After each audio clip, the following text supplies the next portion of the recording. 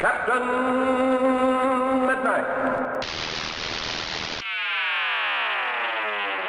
This video is brought to you by Squarespace. So last week, we were all given a look at Joaquin Phoenix's Joker for the first time, and the footage was everywhere. We didn't even get a full trailer, just a screen test with like less than a minute of footage. But that was enough to kind of set the internet on fire for a few days, with even people well beyond the usual comic book movie crowd weighing in on the Clown Prince of Crime's new look. And the reason for that is pretty simple, I think. The Joker just means a lot to people. Whether they grew up reading him in the comics, think of him first as Mark Hamill's voice, or were first exposed to him in The Dark Knight, he's a character that's managed to stay relevant since 1940. And I think it's pretty hard to argue that any other comic book villain comes even close to topping him in sheer popularity. So today I'm going to take a deeper look at the Joker, and touch on many versions of him that have graced screens both big and small in the past. To try to talk about the new movie and try to explain exactly what about him resonates so much with people. And now, people of Gotham City, the moment you have all been waiting for.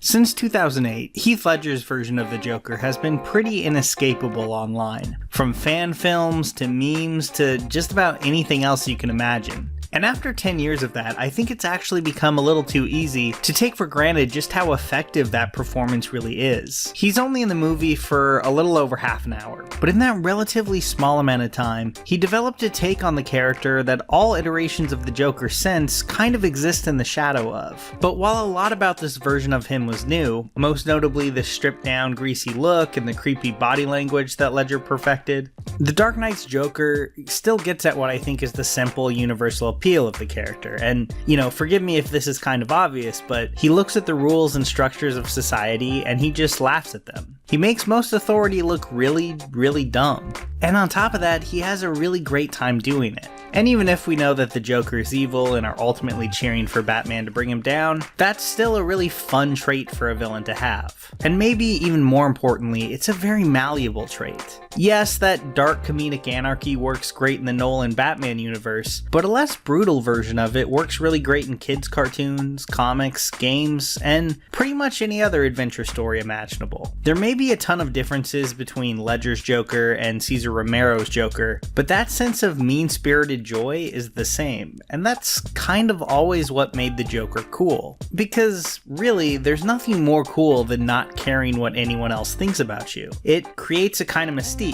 Okay, not that kind of mystique, but still. And I think that's a huge reason why both kids in the 40s and adults in 2008 latched onto the character.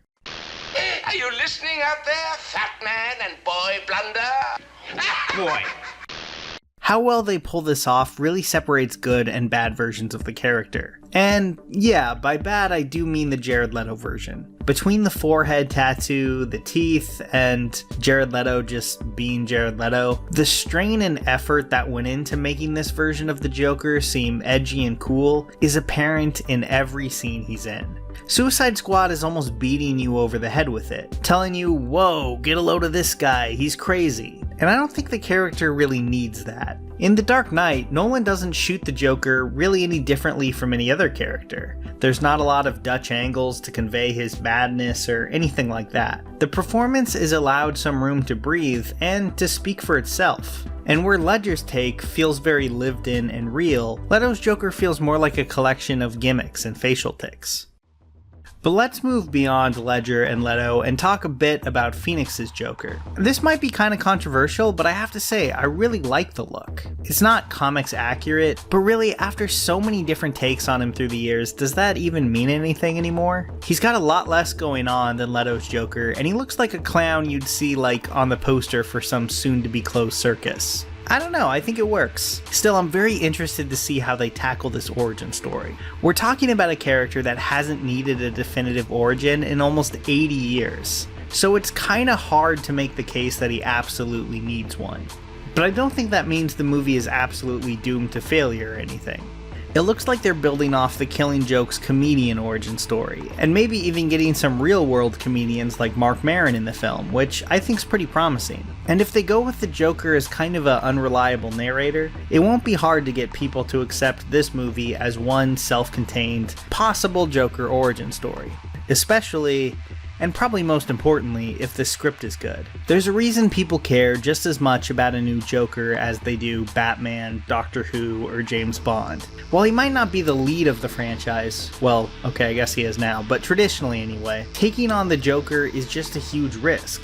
Not only are you filling the shoes of some legendary actors, there's also no real way to go understated with it. The Joker is many things, and subtle isn't one of them. So any actor hired really has to go big every time, even if their take on the character is nothing like, say, Jack Nicholson's. And it's exciting to see different actors try out that high wire act, inhabiting that character we all know while also trying to bring something new to the table. And the stakes are pretty high too. A mediocre Batman performance isn't going to attract all that much attention, it'll just kind of be bland, but a mediocre Joker performance is worse than bland. It's kind of embarrassing. I'd be surprised if that's what we got from Phoenix though. I've seen some fans online kind of get upset that he's not going super method with it like Ledger or Leto did, and I think that's kind of goofy. Different actors have very different processes. When you look at Joaquin Phoenix's movie choices in the last 15 years or so, it's pretty clear that the guy isn't just chasing a paycheck very often. I mean, I liked The Master, but it wasn't exactly ever going to set the box office on fire. I think he's a guy very committed to his craft. So even if playing the Joker is just another job for him, I mean, he's really good at his job. So I'm not going to criticize him for that. So I have some hopes for this one. I really think this movie might surprise some people. I'm delighted. A fitting end for you, Joker. Really though, whether any of these movies pan out, or if they're all terrible, Batman's nemesis will always be a cultural icon. Because the manic and deranged joy that he brings to any situation, from the straight-laced 40s, to the campy 60s, to the angry 80s, to today, will always be appealing.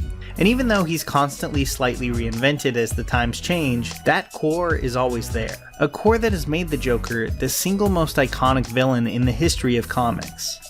One thing I really noticed when making this video is just the sheer amount of Joker fan art online. I don't think any of the other famous characters I've covered have come anywhere close, and a lot of it is really great too. But going from a hobbyist to someone making a living off your art isn't easy. Thankfully, Squarespace can help. Whether you're an artist looking to start a blog and a storefront, or maybe you're selling something completely different, it's all made easy with their great e-commerce tool. Because really, building a website for your idea doesn't have to be a chore. Squarespace makes it really engaging. You get to pick from a bunch of great looking templates made by world-class designers, and you'll never spend any time worrying about installing patches or updates, not to mention their 24/7 award-winning customer support.